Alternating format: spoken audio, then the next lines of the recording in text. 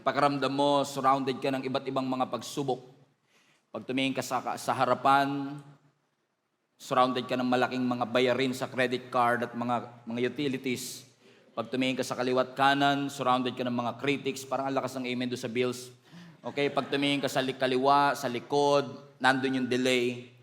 And sometimes ang temptation natin pag tayo ay surrounded ng mga problema, ay manalangin sa Panginoon na tanggalin ng Lord ang problema. Pero what if ang pinakamalaking milagro na pwede mong matanggap ay hindi yung tanggalin ng Diyos ang iyong mga problema, kundi buksan ng Panginoon ang iyong mga mata na makita mo yung tulong na inihanda ng Panginoon para sa iyo.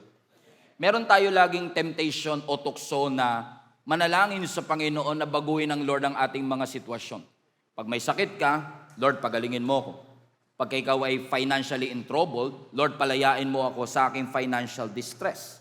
Lagi nating prayer, Lord, baguhin mo ang aking circumstance, baguhin mo ang aking financial situation, baguhin mo asawa ko, joke lang, okay, baguhin mo ang iba't ibang mga circumstance sa aking buhay. And agree ako na ang Diyos natin ay may kakayanan na baguhin ang ating sitwasyon. Kaya ng Diyos na magbukas ng pintuan. Kaya ng Panginoon na magpagaling sa kasakitan. Kaya ng Panginoon na mag-provide ng mga resources na yung kakailanganin.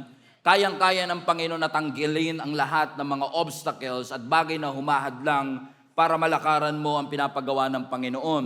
At ang Diyos na ating sinasamba ay may kakayanan to turn your situations around. In fact, let me take that deeper. Your God has the power to turn your situations around overnight. Pero napansin niyo ba ang ating Panginoon, bago niya pa po muna baguhin ang ating circumstance o sitwasyon, una munang binabago ng Panginoon ang ating mga puso at ang ating mga sarili. Alam kasi ng Panginoon na kahit magbago ang sitwasyon, pero kung hindi nagbabago ang ating puso, tayo po ay lilipat lang ng location, pero yung problema ay mauulit. That's why I believe gusto ng Panginoon na hindi lang basta mabago ang ating circumstance o sitwasyon, gusto ng Panginoon na baguhin niya ang ating mga puso. If we would allow God to, naniniwala ako that God wants to transform your life. Pero what if ang tunay na milagrong kailangan natin ay hindi matanggal ng Panginoon ang ating mga problema, kundi baguhin ng Lord ang ating pananaw at kaisipan kung paano natin i-handle ang mga challenges ng ating buhay. Ito ang context ng 2 Kings chapter 16. Ang Israel po kasi at ang Aram, sabihin nyo nga po Aram, ang Israel at Aram, ang Aram po ay present-day Syria. So ang Israel at Syria ay muling nasa gera. Sabi yun ng Biblia, para maintindihan natin yung context, yung hari ng Syria ay paulit-ulit na nagpaplano kung paano ho nila aatakihin ang nation of Israel. And every time na aatake itong country ng Syria sa nation of Israel, nagtataka yung hari ng Aram o ng Syria sapagkat every time aatake sila, kahit surprise yung attack, parang napaghahandaan ng Israelites yung pagdating nila. Nung una, pinapalagpas pa niya, pero nung ilang beses na umaatake ang Syria, at parang yung Israel ay hindi na so surprise, nagtanong na siya sa kanyang mga leader. Kinausap niya ang kanyang mga leader at sabi niya, ano ba itong nangyayari? Meron bang nagtatraidor sa inyo na nagbibigay sa inyo ng intel sa nation of Israel kung bakit parang nauunahan tayo lagi at napaghahandaan? Sumagot naman ang kanyang mga leader at sinabi nila, Boss, hindi po kami nagtatraidor sa iyo. In fact, ang Israel ay may isang propeta na siyang nagbibigay ng intel na galing raw sa Panginoon kung bakit ang nation of Israel ay laging nakapaghahanda. Nung ito'y nabalitaan ng King of Aram na meron daw isang propeta na nagbibigay ng intel para mapaghandaan ang kanilang pag-atake, siya man ay naghanda kung paano aarestuhin itong propeta na ito.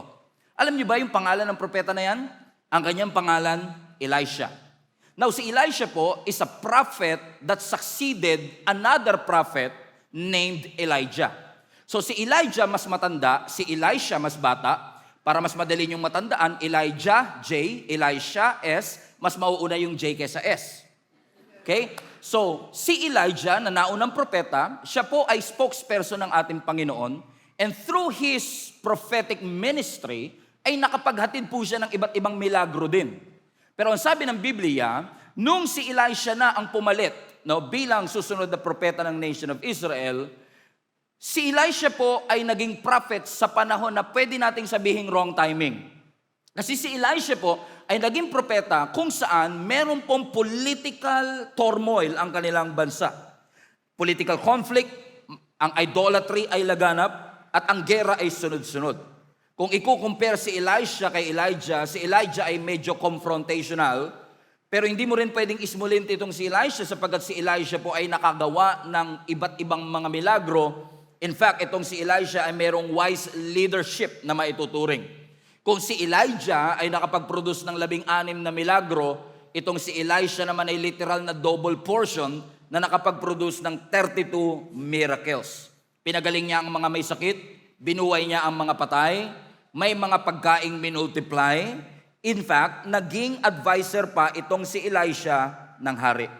Nasabi ng Biblia nung nabalitaan ng King of Syria na merong isang Elisha na nagbibigay ng intel kung bakit nauunahan ng nation of Israel sa paghahanda ang atake nito. Ang sabi ng Biblia, nagpadala ang hari ng chariots, horses, and armed soldier para arestuhin itong si Elisha. Wala silang ibang misyon kundi arestuhin itong propeta na ang pangalan ay Elisha. Alam niyo ba kung kailan sila umatake? Gabi sila umatake at pinaligiran nila ang buong syudad ng Dothan o ng Israel. Think about this, ha? Pinadala ng hari ng Aram ang lahat ng kanyang military force para lang arestuhin ang nag-iisang propeta. Which tells us, mga kapatid, that this king understand na si Elisha ay hindi basta-basta kasi meron siyang friends in high places. Meron siyang kaibigan sa itaas na tumutulong sa kanya kung bakit hindi mo siya basta-basta magagapi. Nung gabi na yon, pinaligiran ang buong siyudad ng army of Aram. Nung gumising ang servant nitong si Elisha, when this servant woke up, lumabas siya at na-discover niya na ang buong siyudad pala ay napapaligiran nitong nation ng Aram. May mga horses, may mga chariots, may mga armed soldiers, at literal po silang trap. Literal po silang surrounded ng kanilang mga kaaway. And kung babasahin po natin ang verse, marami tayong matututunan ng mga principle. Kasi kung tayo po ay dumadaan sa season na tayo ay natatrap, sa mga season that we feel like surrounded and overwhelmed, what are the things that we need to evaluate and assess in our lives so that we are going to make it to the other side? Number one, if you want to make it to the other side, despite of the overwhelming attack of the enemy, number one, we must evaluate our thinking. Evaluate our thinking. Bakit po? Kung babasahin uli natin yung verse, ang sabi ng verse 15, when the servant of the man of God got up and went out early the next morning, everybody read, an army with horses and chariots had surrounded the city. At ang sabi ng servant, highlight this part, oh no, my Lord, what shall we do? Now, sa unang statement pa lang, alam mo na kagad na matapang eh. Ang hirap naman mag-joke dito. Talagang naniwala eh. Alam niyo yung ibig sabihin, kain ka boss, at talagang kumain, yung ganun-ganun yung feeling ko ngayon eh. Okay, sabi niya, oh no, my Lord, what shall we do? Now, sa statement pa lang, alam mo na kagad na yung immediate and default mindset ng servant is fear. Bakit? Imbis na una prayer, imbis na una reflection, imbis na una remembering the faithfulness of his God, ang unang naging default mindset ng servant is panic. Sabi niya, oh no, what shall we do? At alam niyo mga kapatid, kapag ang fear ang iyong way of thinking at ang default mindset natin ay fear, ano mangyayari? Ina-assume na kagad natin ang ating pagkatalo. Hindi pa man nagkakaroon ng labanan, ina-assume niya na kagad, naku, talo na tayo. Ano ang pwede nating gawin? Alam niyo po kasi kapag ang isang tao ay natatakot, ang fear is not seeing the wrong thing. Ibig sabihin, tama ang nakikita mo, pero hindi porke tama ang nakikita mo, tama ang realidad na pinapaniwalaan mo. Kasi tama ang nakikita mo, but you're only seeing one side of reality. So this is a good question for each and every one of us. When something goes wrong in your family, when something goes wrong in your finances, when something goes wrong in the ministry, what is your default mindset? Takot o pananampalataya? Prayer o panic? Magreklamo o alalahanin natin ang faithfulness ng ating Panginoon? Ang pressure kasi may kakayanan siyang i-reveal kung ano ang default response ng isang tao. Amen? Pwede nating sabihin confident tayo, pero kapag ka nauubos na ang ating pera, ang relationship nagkakaroon ng conflict and difficulty. Kapag ka ikaw ay kinikriticize on social media, ang sagot ng Panginoon ay nagiging delayed, o kaya naman ang sweldo mo ay delayed, doon lumalabas ang ating default response and default mindset. Pwede kasing kumbinsido ka na mahaba ang pasensya mo until magpadala ang Diyos ng isang taong susubok sa pasensya mo. Finally, we're connecting. Anong ibig sabihin? Posibleng convinced ka. Ang tiwala ko ay sa Panginoon until yung sagot sa panalangin mo madelay. Pwedeng paniwala ka na meron kang emotional strength. Malakas ang aking emosyon. Until someone rejects you. Pwedeng paniwala ka, matagal na yon, pinatawad ko na siya. Until mabanggit na naman yung pangalan niya, at bigla na namang umusbong ang galit mo sa kanya. Akala mo pinatawad mo na, hindi pa pala. Kasi ang default mindset mo, not really to forgive, but for revenge. Maaring iniisip mo, ang lakas-lakas ng pananampalataya ko, until dumaan ka sa isang pagsubok na hindi mo alam ang gagawin. Kaya sabi ng servants, oh no, he's panicking. Anong tanong niya? Balik mo yung verse, anak. What shall we do? Na kung titignan mo, mukha namang walang mali siya yung tanong. Basta nagtatanong lang naman siya. Ano ang aking gagawin? It sounds like a question, but actually kung titignan mo ang Hebrew equivalent, it carries the idea, a conclusion, that he already assumed his defeat. Parang sinasabi niyang, what if I fail? Yung hindi pa nagsisimula yung negosyo, paano kung malugi? Hindi mo pa nililigawan, paano kung mabasted? Paano kung hindi ako makarecover? Paano kung walang magbago sa aking buhay? And this is a good reminder for all of us. Kung ang default mindset natin ay takot, ang default mindset natin ay panic, ang default mindset natin ay complaining, let me just remind you today, nakasurvive ka nga sa mga panahong akala mo babagsak ka na. Pinatawid ka nga ng Lord sa mga season na akala mo magko-collapse ka. So do not allow the struggle to erase the memory of God's faithfulness in your life. Because God is faithful then, He is still faithful now, and He will remain faithful till the end. Sa una, hindi mo ma-appreciate. Sa una, parang hindi mo alam kung ba't inalaw ng Panginoon na mangyari yon. But sometimes those sacrifices are necessary.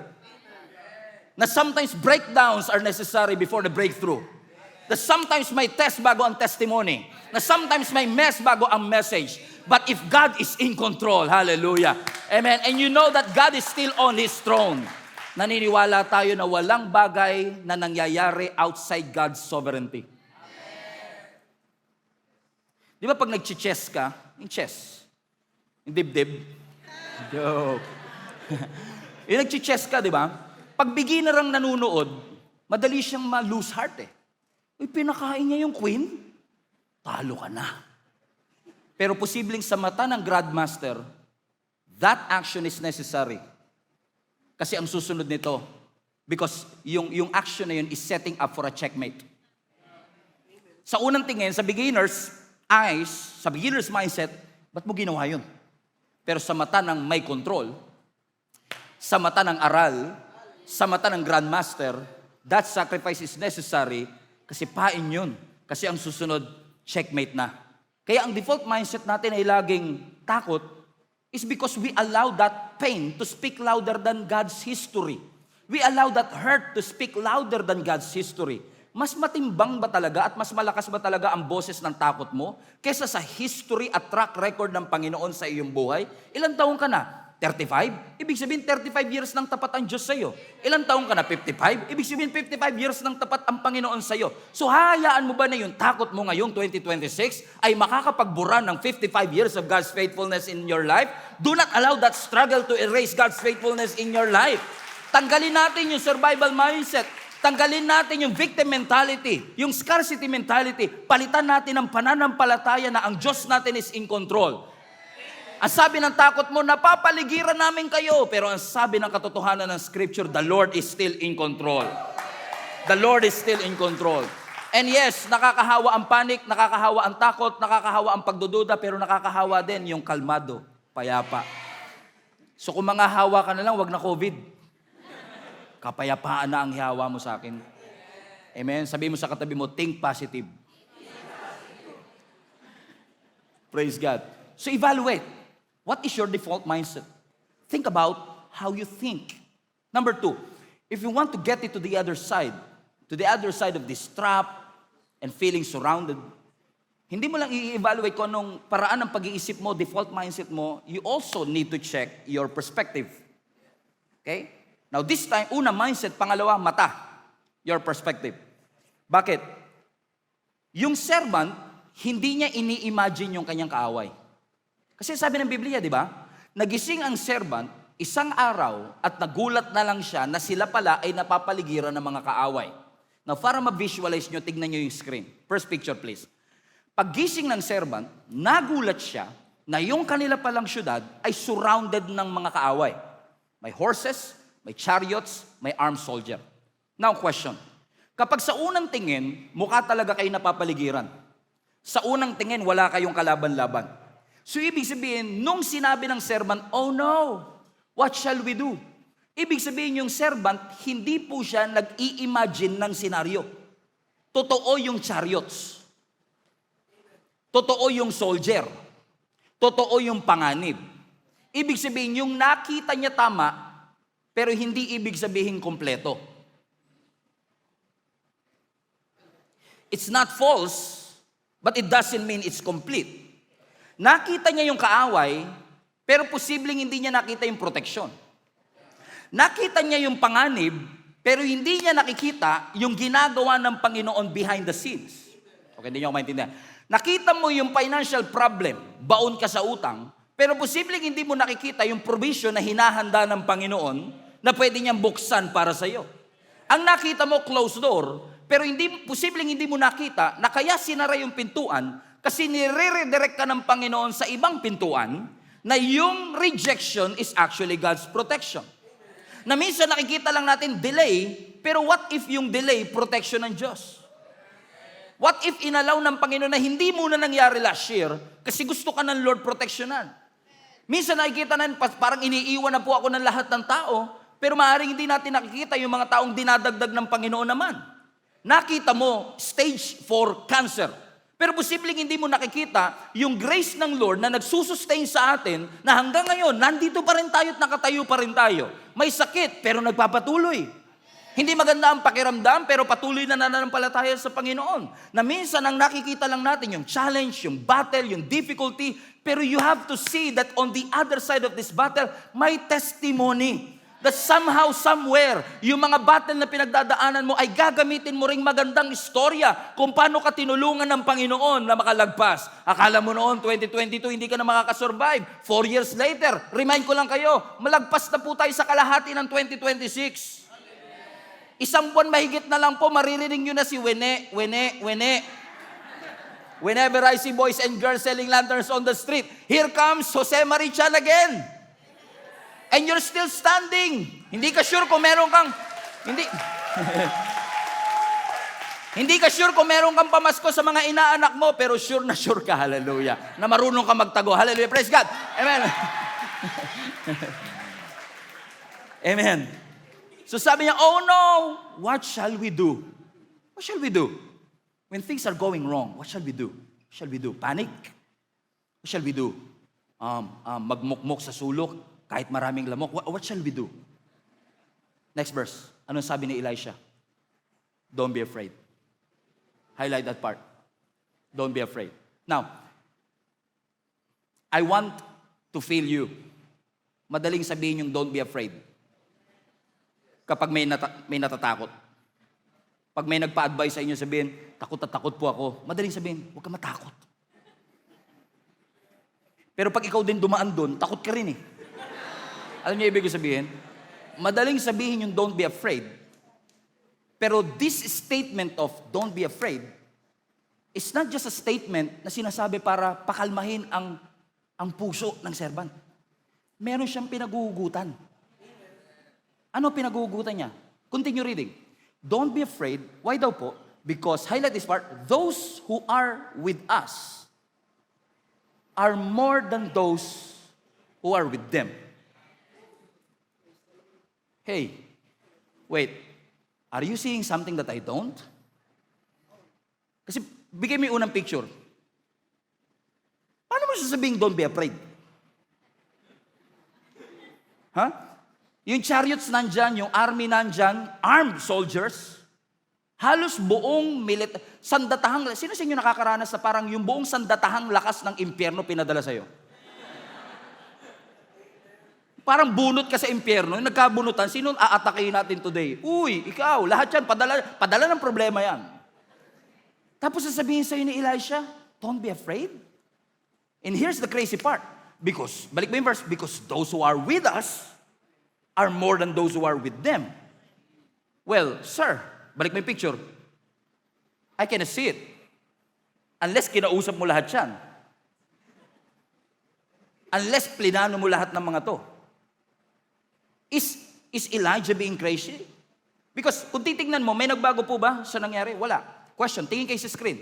Nandyan pa rin ba yung army? Andyan pa rin ba yung soldier, yung kaaway? Surrounded pa rin po ba ang syudad? And yet, sabi niya, don't be afraid. So Elisha was saying this. Ang sabi ng servant niya, napapaligiran tayo. Ang sabi naman ni Elisha, the enemy is surrounded because those who are with us is more than those who are with them. In essence, sinasabi niya, mas marami tayo kaysa sa kanila. Anong klaseng logic yun? Dalawa lang kayo, tapos mas marami pa kayo kaysa dun sa dami ng army na yun. Alam niyo kung bakit? Kasi yung servant, masyado siyang nakadepende sa nakikita ng mata niya. Pero si Elisha ay nakadepende sa kung ano ang alam niya patungkol sa Diyos. So minsan kasi masyado tayong dependent sa nakikita natin. But apparently, Elisha, kaya niya nasasabi yon, is because he has a different perspective. Kaya pala yun ang difference ng mga taong nagpapanik sa mga taong kalmado. Hindi laging sitwasyon. Minsan magkaiba sila ng perspective. Are you following what I'm saying, mga kapatid? Amen? Na posibleng may nakikita si Elisha na hindi nakikita ng servant. Alam kung nagda-drive po kayo sa Pilipinas, di ba? Dito pa naman sa Pilipinas, never po nagka-traffic dito. No? So, pag nagda-drive po kayo dito sa Pilipinas, no? Maaring pag ikaw ang driver, at ikaw ay nakik-encounter ng, sabihin na nating standstill na traffic, bumper to bumper na traffic, di ba? Kapag nakatingin ka lang sa windshield, pwede ka mainip, pwede ka ma-lose heart. Lalo kung nagmamadali ka, alam niyo, di ko alam kung ano meron sa Pilipinas. Kung kailan ka nagmamadali, lahat ng mababagal, pupunta sa harap mo. Pag naka-jeep ka, kung kailan ka nagmamadali, doon nagpapagas yung driver. Doon siya mag-aantay. Ang layo pa ni madam, naglalakad naka-heels. Aantayin siya. Tapos kaya ka nga sumakay doon kasi punong-puno, di ba? Sabi mo, puno to, hindi na to mag-aantay ng pasahero. Tapos sabay-sabay sila bumaba. Tapos ikaw lang naiwan. Tapos sabi ng driver, lipat na lang po kayo sa kabila. Nag-cutting road pa. Kung kailan ka nagmamadali, tsaka siya traffic, malulose heart ka, kasi ang nakikita mo lang kung ano nasa windshield. Pero kung ikaw ay may navigating system, kasulad ng Waze, yung Waze is giving you an access to a road that you don't see. So you cannot see the road, pero once you navigate, sasabihin sa iyo ng Waze, traffic dyan, pero kung kakaliwa ka rito sa unang kanto, may iwasan mo itong traffic na ito. Now, depende na yun sa faith mo. Kasi pwede kang magmarunong na, hindi, kabisado ko yung daan na yan, laging traffic dyan eh. Pero if you trust the Waze, because in Waze you trust. Amen? By faith, liliko ka kahit hindi ka sure kung ano yung kakaharapin mo. Bakit? Because you believe that that navigation system had a bird's eye view. It has an access to roads na hindi mo nakikita. So sa harapan mo, nakikita mo, sarado ang daan. Pero ang sabi ng Waze, sarado yan ngayon, pero nasa kaliwa mo, hindi. Will you trust me? I believe this is a perfect analogy of how sometimes we fail to believe in God's perspective. Na minsan nakatingin tayo sa sitwasyon natin. Sabi ng doktor, stage 4 cancer na. Sabi po yun ng doktor. Mahal natin ang doktor. Pero hindi po doktor ang may final say. Merong perspective ang Panginoon na ino-offer sa atin na ang sabi niya sa kanyang salita, by His stripes you are healed. And if God created your body, kung Diyos ang nag-create ng iyong buong katawan, I don't know who is this for, I'm talking to somebody today, kung Diyos ang may likha ng iyong katawan, hindi ba dapat magtiwala ka sa Diyos na may likha ng iyong katawan? Kasi yung Diyos na lumikha ng iyong katawan, kabisado niya lahat ng cell ng iyong katawan. And if He would want to, He can command those cancer cells to be dissolved by the grace of God. Everybody say perspective. Pakilakas mo, sabihin mo sa katabi mo, you need a better perspective. Amen? So sabi niya, verse 16, don't be afraid. Sabi niya, because those who are with us are more than those who are with them. Paano nangyari yun? So sabi ng verse 17, and so Elijah prayed. Watch this. Highlight this part. Open his eyes, Lord, so that they may see. And sabi ng Bible, then the Lord opened the servant's eyes, and he looked and saw the hills. Watch this. Full of horses and chariots of fire all around Elisha. My goodness. Okay. Kaya pala sinasabi ni Elisha, don't be afraid. Kasi literal siyang may nakikita na hindi nakikita ng servant niya. Now, kapag nagpapanik, ang tendency natin, Lord, tanggalin mo ang pagsubok. Lord, surrounded kami ng mga chariots, tanggalin niyo po yung chariots. Pilayin niyo po. Pero instead na sinabi ni Elisha, Lord, i-dissolve mo lahat ng mga kalaban, sabi niya, Lord, buksan niyo po yung mata ng servant para makita po niya yung nakikita ko. At nung binuksan ng Lord ang mata ng kanyang servant, pakita mo second picture, he was amazed na merong mga chariots and horses, heavenly armies, chariots of fire na hindi nakikita ng naked eye, but those who surround them are surrounded by the heavenly armies of the Lord. That's why he's confident. Because he saw something that his servant don't. Amen. Kaya pala siya confident. Kasi mas marami pala talaga yung rescue, yung tulong ng Panginoon sa kanya. At madalas po tayo, ang temptation natin, Lord, tanggalin niyo yung pagsubok, baguhin niyo yung tao na to. Aywan ko ba, ba't ganun lagi prayer natin? Baguhin mo siya. Pero wala yun, baguhin mo rin ako, Lord. Baguhin mo siya. Tapusin mo na yung season na ito. Padelay niyo naman po ang buhay ko, Panginoon. Pero if you really want to get out of this so-called surrounded situation, maybe a better prayer should be, Lord, change what I see. Change how I see it. Lord, ipakita mo sa akin na hindi mo ako pinabayaan. Lord, ipakita mo sa akin that those who are with me are greater and more than those who are against me. Lord, ipakita mo sa akin yung mga bagay na itinuturo mo sa akin. Lord, alam ko may sakit pa rin ako ngayon, pero ipakita niyo po yung grace na available para sa akin, para sa season that I am in. Kasi sometimes, kapag tayo po ay dumadaan sa pagsubok, lagi tayo naghahanap ng explanation. Don't be afraid. Bakit ako hindi matatakot? Kasi di ba, madalas po tayo natatakot sa mga bagay na hindi tayo sigurado. Wala tayong explanation. I mean, like, nakatahimik ka, biglang nagtakbuhan lahat. Ano nangyari?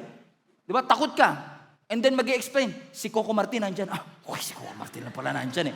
All of a sudden, yung explanation changes the way you feel. Komprende? Tumatakbo pa rin sila pero hindi ka na nagpapanik. Tumatakbo pa rin sila pero okay lang sa iyo. Why? It was explained to you. Amen? Ibig sabihin, meron silang perspective na wala ka, and the moment that perspective ay sinalin sa iyo, all of a sudden, yung takot mo, nawawala. Hindi nagbago ang sitwasyon, pero nagbago yung pakiramdam mo.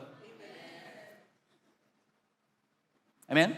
Kagabi, nasa eroplano kami ni Jenny, pauwi kami galing Cagayan de Oro. No? Pag sumasakay po tayo ng eroplano, sa mga nakasakay na po, alam natin na yung turbulence, normal yan. No? Kasi pag dumadaan po ang eroplano sa mga ulap, minsan may mga air pocket po yan na parang nalulubak ang eroplano. Yung mga simpleng lubak na yan, normal po yan. Minsan gaganong ka, ganyan. Kagabi, nung nagbabiyahe kami from Cagayan de Oro, nakaranas po kami ng turbulence na mas malakas kumpara sa usual. Sa medyo marami-rami na rin naman namin pagsakay ng eroplano, hindi namin naranasan yung ganong kalakas na turbulence. No? So nung nandun na kami, alam mo, amazing talaga yung turbulence. Kahit atheist, napapa-in Jesus' name. Amazing siya. Kasi pag nanginig na yung eroplano, mapapakapit bigla. And I can literally see people, napapakapit, yung ganyan. And even yung hindi mo kapareho ng pananampalataya, kasi alam mo naman sa suot nila, may mga cover, di ba? Na napapatawag ng Jesus, yung mga ganyan. Na-amaze ako Sabi ko, grabe, iba talaga nagagawa ng turbulence Kaya ano ba gusto mo, maturbulence ka muna bago ka tumawag kay Lord? Di ba? Ano yung ibig ko sabihin? So, pero I was not panicking, not because I am experienced, but because I made a research before na imposible na ang eroplano'y bumagsak gamit lang ang turbulence. Amen? And I'm sure, yung piloto hindi nagpapanik. Kasi meron siyang perspective at alam na hindi ko nakikita at alam. Pero dahil pinag-aralan nila, pero dahil alam na alam nila, kahit dumaan sa mga turbulence, kasi kung pwede silang bumagsak, di dapat iniwas ng piloto yun, di ba? Pero bakit hindi niya iniwas? Bakit tinayaan niya dumaan sa turbulence? Because the pilot knows that this turbulence will never, it doesn't have the power para pabagsakin ang eroplano na ito. Pero sa perspective ko, perspective ng mga katabi ko, pag yumayanig, ang tendency mo magpanik. Pero iba kasi ang perspective ng cockpit sa 28A. Doon sa cockpit, nakikita nila, kaya natin to. Kaya alam mo, pagka crew ng eroplano, magugulat ka. Nayayanig na, yung stewardess nagsasalin pa ng kape. Umalog lang, nagsasalin ka pa ng kape. Yung isang stewardess, chicken or beef. Alam niyo ibig sabihin? Di ba bakit? Because they know something that we don't. They have a perspective that we don't. Amen. May alam sila na kahit anong shaking ang dumaan dito, this airplane is built on toughness, na kahit anong tindi ng turbulence, hindi ito kayang pabagsakin. That's the difference between a person who is panicking and not. They have a different perspective. Amen. Kaya pala si Elisha, hindi po siya nagpapanik kasi alam niya na ang Diyos ay kasama nila. Andyan pa rin ang army, pero hindi na siya nagpapanik. Andyan pa rin ang pressure, pero lalong nag-arise ang pananampalataya ng servant. Ngayon, pag tinignan ng servant yung mga kaaway, iba na tingin niya. Kanina puno siya ng takot, pero maaaring ngayon punong-puno siya ng confidence. And I just want to remind you this, mga kapatid. Bring back the picture again. Hindi lumabas ang heavenly army dahil binuksan ng servant ang kanyang mata. Nandun na yun bago pa mabuksan ang kanyang mata. Ibig sabihin, present na ang Panginoon bago pa ma-recognize ng servant ang presence ng Diyos. Anong ibig sabihin? Hindi siya dumating nung binuksan ang kanyang mata because that help is already there. Ibig sabihin, posibleng pinoprotektahan ka na ng Panginoon bago ka pa maging aware sa kanyang proteksyon. Na sinasagot na ng Panginoon ang mga panalangin mo behind the scenes. Na may panganib na iniingatan ka at ang iyong pamilya na hindi mo alam na ginagawa ng Panginoon behind the scenes. Na may mga opportunity na ina-align ng Panginoon sa iyo na hindi ka aware. Hindi mo siya nakikita, pero hindi ibig sabihin walang ginagawa ang Panginoon. It was hidden, but God was not inactive. Bakit? Kasi ang Diyos ay may ginagawa habang hindi mo nakikita. Perspective. Everybody say perspective. Now, I would like to advise you, pagpunta ng point number 3, fasten your seatbelt really tight. Papunta na tayo sa exciting part. Tumahimik Para may dumaan na angel If you want to navigate this season where you feel trapped and overwhelmed, evaluate the way you think, evaluate your perspective, and number 3, evaluate your response. Okay, here's what happened. No? Nakibalik mo nga yung verse 15, please. 17. Okay? And Elisha prayed, everybody now, open his eyes, Lord, so that he may see. Watch this. And then the Lord opened the servant's eyes, and he looked and saw the hills full of horses and chariots of fire all around Elisha. So meaning, nung nakita finally ng servant na sila pala, hallelujah, ay surrounded din ng heavenly army, Here's what's happened next. So watch this, ha? Nabuksan ang kanyang mata. Tingnan yung perspective. Nakakatawa to. Okay? Yung servant walang makita. Sabi ng Lord, buksan yung mata niya. Okay? So yung walang makita, sabi ng Lord, buksan yung mata. Tingnan yung ginawa ni Elisha sa susunod. Okay? Next verse, verse 18. So the enemy came down toward him. Sino yung him? Si Elisha. So yung mga kaaway, bigla nang lumapit kay Elisha para siya arrestuhin. So Elisha prayed for the second time. At sabi niya, strike this army with blindness. Okay. Yung servant na hindi makakita, sabi niya, Lord, sana makakita siya. Yung mga kaaway na nakakakita, bulagin mo sila. Ang sabi ng Bible, Lord, strike them with blindness. So God struck them with blindness as Elisha had asked. So yung buong army na nakapaligid sa kanila, binulag ng Diyos. And watch what happened next. Fasten your seatbelt. Verse 19. So Elisha told them, sino yung them? Yung mga kaaway. So sabi ni Elisha sa mga kaaway, hindi ito yung tamang daan. Hindi ito yung tamang syudad. Sundan niyo ako, dadaling ko kayo dun sa lalaking hinahanap nyo. Teka, sino ba hinahanap nila? Siya yun eh. Right? So, nung nabulag ang kanyang mga kaaway, ang sabi niya, hindi ito yung dahan, hindi ito yung syudad, sundan ninyo ako and I will lead you to the man that you're looking for. And Elisha led them, where? Samaria. And Samaria back then was the capital of Israel. Okay, nakalimutan nyo na. Nakadigmaan ng Aram. Okay, so, sabi niya, Lord, buksan mo ang mata niya para makakita siya. Tapos nung nakita niya na maraming heavenly army, ang sabi naman niya, Lord, yung mga kaaway, bulagin niyo naman po sila. At nabulag sila. At sabi ni Elisha, likay rito, mali kayo ng dinaanan, mali kayo ng syudad na pinuntahan. Okay, sunod kayo sa akin, dadaling ko kayo dun sa lalaking gusto niyong arestuhin. Sila naman sumunod. Pagsunod nila, buong army sumunod napunta sa Samaria, which is the capital city of Israel, na kanilang kaaway. Think about this. Kani-kanina lang, they are surrounding the city. Outnumbered si Elisha.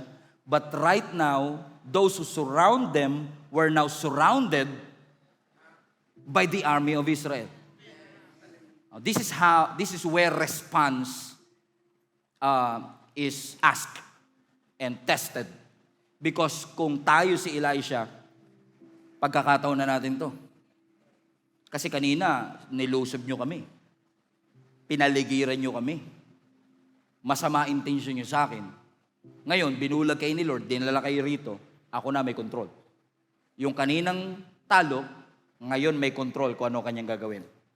So, next verse. Ang sabi ng hari ng Israel, after they entered the city, Elisha said, verse 21. Okay? Tapos na tayo rito. When the king of Israel saw them, he asked Elisha, shall I kill them, my father? Shall I kill them?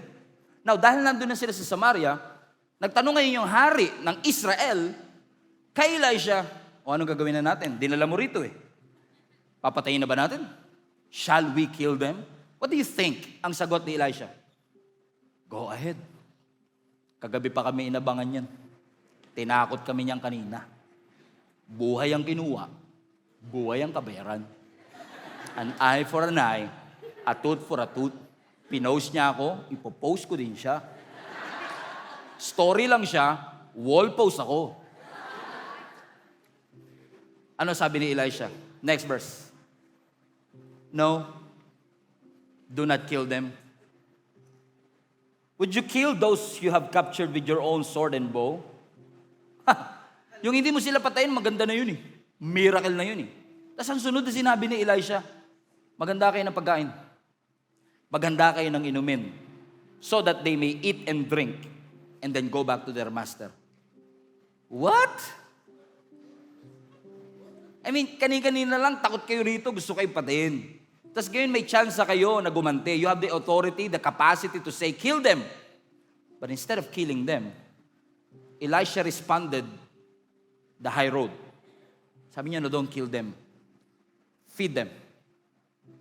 Ang gusto ng hari, patayin. Ang gusto ng hari, to kill them.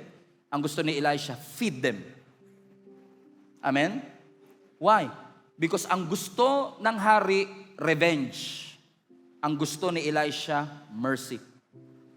Pakitaan natin ang mercy. And this is a different response. Because when you're surrounded, the logical response is, gumanti. Pero ang sabi ni Elisha, no, hindi tayo gaganti. Alam kong gusto nila akong patayin, pero hindi natin sila papatayin. In fact, pakainin mo sila. Elisha, this is a great opportunity para magigante. No, show them mercy. Pakitaan mo sila ng awa. Sa mga panahon ng Aram, ang Syria ay helpless. At si Elisha ay may power para gumanti sa kanila. Pumunta sila doon para arrestuin si Elisha. Pinaligiran nila ang syudad. Now na-reverse ang situation. Siya na ngayon ang may kapangyarihan. Pero hindi hinayaan ni Elisha na yung ugali ng Aram ang magdikta ng magiging ugali niya sa kanila. And this is the greatest test in our everyday Christian life.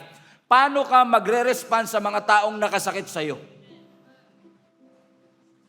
Paano ka magre-respond sa asawa mo na na-disappoint ka?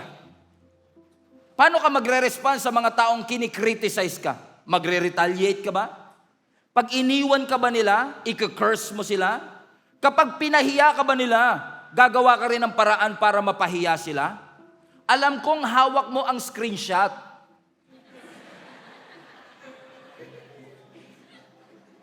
At ikaw ang nasa posisyon ngayon para gumanti. Hawak mo ang katunayan. Pero pag pinost mo ba yung screenshot, gagaling ka? Pag pinost mo ba yung screenshot, maayos kayo? You have a choice to be harsh and rude. Pwede kang maging masama sa kanya kasi naging masama sila sa iyo. Pero magbabago ba ang sitwasyon? You can always choose revenge. But Elisha showed restraint. Ang ibig sabihin ng restraint, pagpipigil. Strength under control. Because anybody can react an immature way. But an emotionally mature person will be able to assess, is this the right response para sa sitwasyon na ito? The healthy people knows how to pause. Because sometimes, ginagamit po natin ang ating posisyon. Ginagamit po natin ang ating, na-reverse ang sitwasyon, and right now may kakayahan kang gumanti. And sometimes we are using our born-again language para lang po makagante sa mga taong gumawa ng masama sa atin. Tinatawag natin yung nadidiscern ko, pero ang totoo, naghihinala ka. Sabi mo, I'm protecting my peace, pero ang totoo, umiiwas ka. Sinasabi mong, let's set the record straight, but it's your ego that is talking. Tinawag mong justice, pero ang totoo, naghihiganti ka. Kasi akala natin, magtatagumpay tayo pag napatunayan kong mali siya. Pero kung yun ang definition natin ng success, that we prove them wrong, and we call that victory, I think ang tunay na victory ay hindi yung mapatunayan mong mali sila. Sometimes victory is refusing to become like the people who hurt you. Yun ang tunay na victory. Yung hindi ka naging katulad ng taong kinagagalitan mo. Nagsinungaling sila sa iyo, pero hindi ibig sabihin kailangan ka magsinungaling sa kanila. Naging bitter sila sa iyo, pero hindi ibig sabihin na kailangan maging bitter ka din. They acted without grace, but it doesn't mean you will not show them grace. Do not allow that pain to disciple you. Response in a different way. Take the high road. Do not allow that betrayal to shape your character. Hindi porket may ginawa silang mali sa iyo, hahayaan mo ring mangyari yun. Allow mo na ang Diyos pagalingin ang lahat ng sugat mo para hindi ka nagdudugo sa mga taong hindi naman nakasugat sa iyo. Amen? Just allow that to take that road. Ano nangyari mga kapatid? Instead of showing revenge, Elisha showed mercy. Let me tell you this. Mercy ended what violence cannot. Kasi sabi ng verse 23, nung sinabi ni Elisha, maganda kayo ng pagkain, maganda kayo ng inumin. So they prepared a great feast. Nagpa-cater pa. And after they had finished eating and drinking, he sent them away. And they returned to their master. So the bands from Aram stopped raiding Israel's territory. Kung pinairal ni Elisha ang kanyang galit, hindi matatapos ang gera. Pero nung pinairal ni Elisha ang mercy, hindi na sila muling binalikan ng mga Arameans. This is a great lesson for all of us. Very consistent to sa scripture.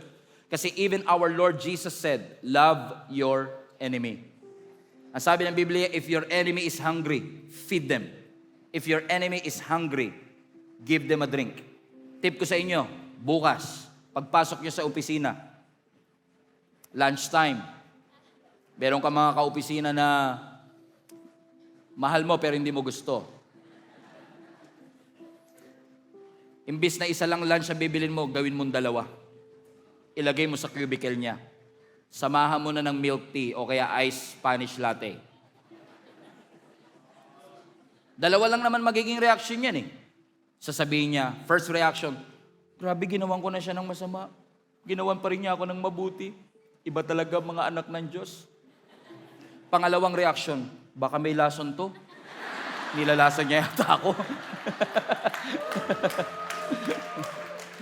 But either way, kainin niya man o hindi, you showed mercy. Amen? You can and always retaliate. You can post. You can say something. Marami kang pwedeng sabihin. But as a Christian, as a sons and daughters of God, tinuturuan po tayo ng Panginoon ngayon. Meron kang kapasidad na gumante, meron kang kapasidad na gawin yung hindi tama. Pero let's re-evaluate. How are we going to respond in this kind of situation? Pinaligiran nyo kami, ginawa nyo kami ng masama, you say bad things against me, but I would choose the high road. I will forgive you, and I will show mercy. Hindi naman porket naawa ako sa iyo, permission na yan para umabuso ka sa akin. Hindi naman porket nagpatawad ako, yung access mo marirestored without wisdom. You can forgive someone and still establish a healthy boundary. But make a decision today to release that bitterness, to release that pain. Pwede ka. You can walk away without hatred. So protect yourself without losing the character of Christ. To show love, to show compassion, to show grace. Because at the end of the day, when you feel like you're surrounded, you're not abandoned by your God. After all, the Bible is very clear, ang Diyos po ang maghihiganti para sa bawat isa sa atin. Amen? So I want to encourage you today, make it a prayer to the Lord. Lord, maaaring hindi ko nakikita yung mga bagay na nakikita mo, pero buksan niyo po yung mata ko, na makita ko po yung lahat ng bagay na tinuturo mo. Panginoon, hayaan mo na ma-recognize ko lahat ng provision na ibinibigay mo sa aking buhay. Lord, hayaan mo na maintindihan ko kanong tinuturo niyo po sa akin. And today, Lord God, I want to acknowledge gaano man kalaki itong battle na pinagdadaanan ko, it's not bigger than my God. God is always with me. God is always present.